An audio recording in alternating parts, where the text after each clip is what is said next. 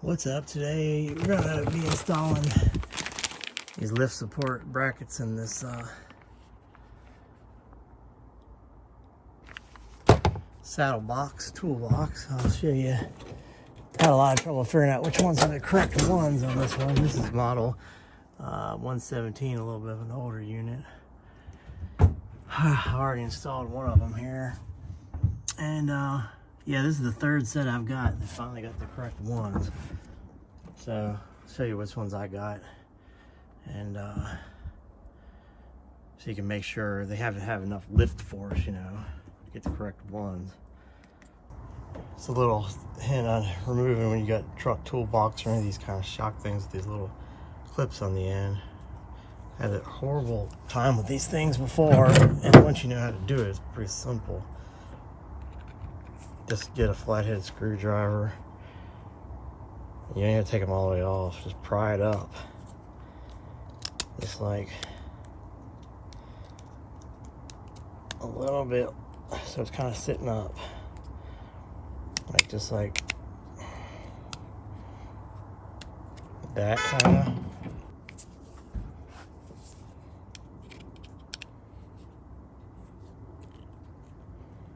Of course, now it's being difficult on me.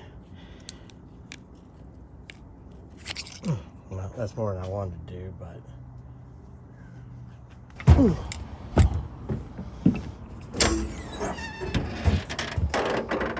you remove it the same way with the little clips, right?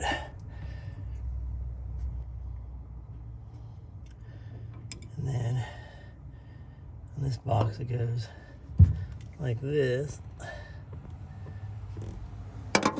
Screw down here. This goes on the thing that's already up there. There's a little nut already built into the box. You push it on and then you just slide that clip back down.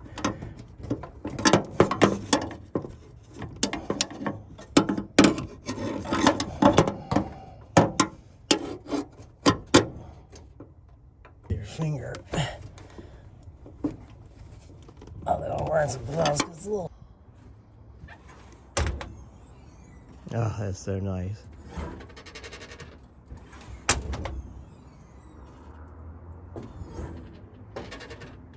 Thing's been hitting me in the head for 6 months.